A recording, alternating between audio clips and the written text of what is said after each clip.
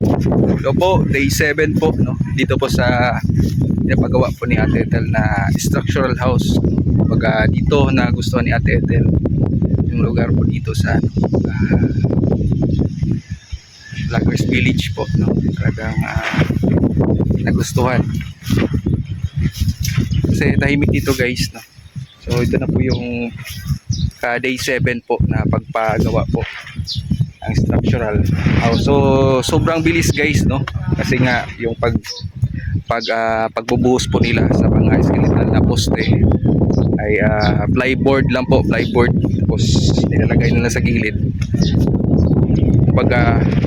Hindi na siya yung hakot-hakot, isahang buhos na lang siya. Kaya mas napabilis po yung pagpapagawa ng mga skeletal na mga poste po, no? So ngayon po ay nagtatay beam na po sila. So sa dito na side, sa kabila po ay tapos na po yung pagtatay beam. So yun nga, very soon next week ay matapos po nilang itong paglalagay po ng mga tie beam ay talagang masisimulan na po yung pag-asintada. So syempre bilang nandito, no, tayo ikatuwang natin sa pag-assess, no, kung saan bibili po ng mga materials na kasi may experience po tayo kung saan tayo bumili dati, no, ng pang materials. So ito na po yung update guys, no, sa structural house dito po sa ating kapitbahay si Ate Ethel Beniti. Yan lang pala yung pagka-symbol po ng tie beam.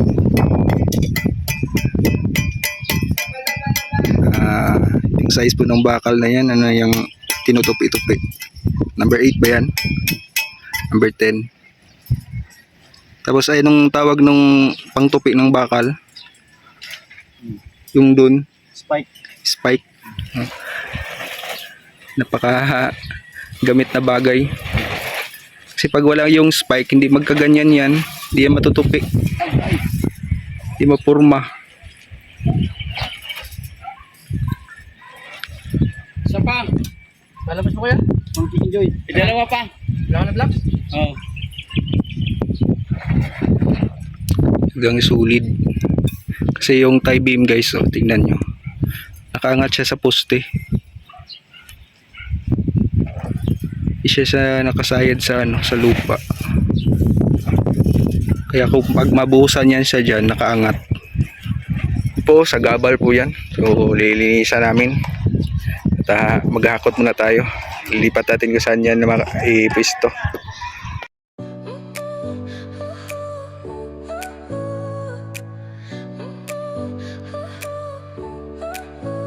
Your smile lit up like a sunrise glow, touch so soft where the seasons flow.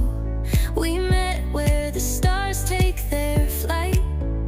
Every moment with you feels just right. Whisper your name in the rush of the breeze. Love like an ocean rippling with ease. Heartbeats sink into this melody. You and I forever, wild and free.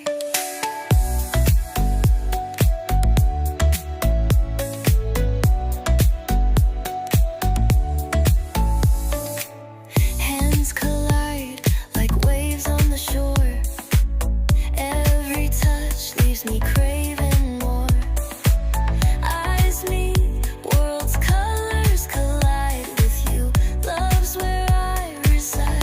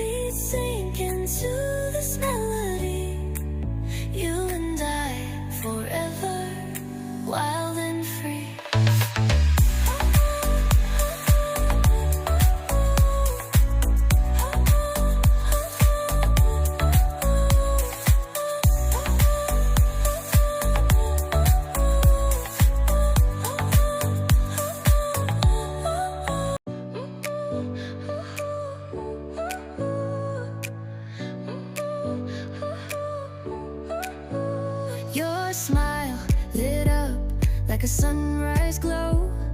Touch so soft where the seasons flow. We met where the stars take their flight. Every moment with you feels just right. Whisper your name in the rush of the breeze. Love like an ocean rippling with ease. Heartbeats sink into this melody. You and I forever, wild and free.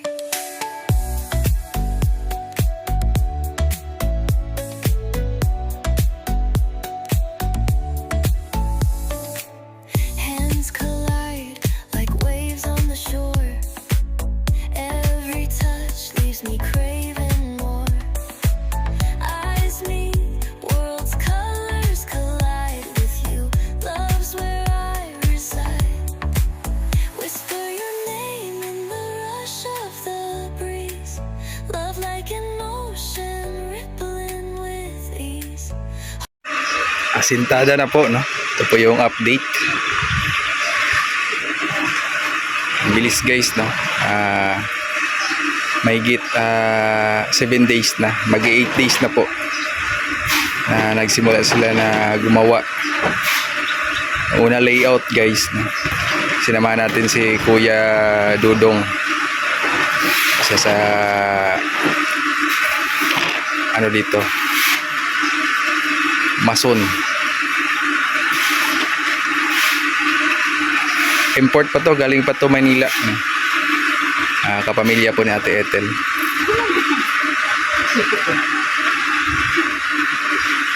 Malalaki yung mga gamit na hollow blocks. Hanggang ano na po yan, pagtapos ng asintada, structural, ganyan po gagamitin ng mga hollow blocks. Malalaki. Ito may ano to,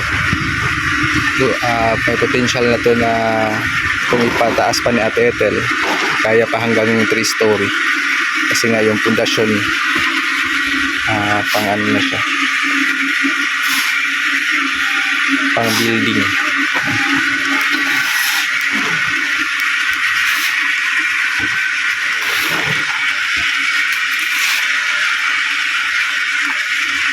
So hanggang dito na po muna guys, no? Ito po yung update sa pagpapagawa po ng dream house ni Ate Ethel.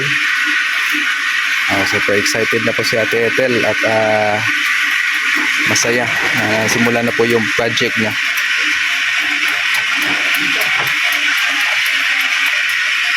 Sa kami, Nerea, no?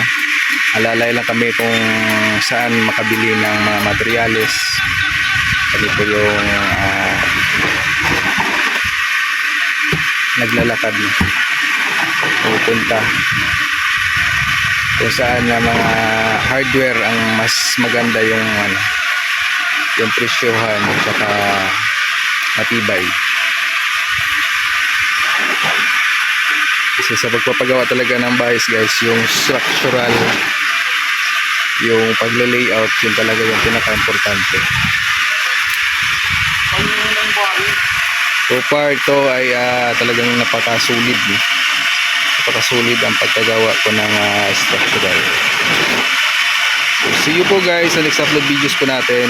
Maraming salamat po sa inyong suporta and God bless po sa ating lahat. Mabuhay. See you po.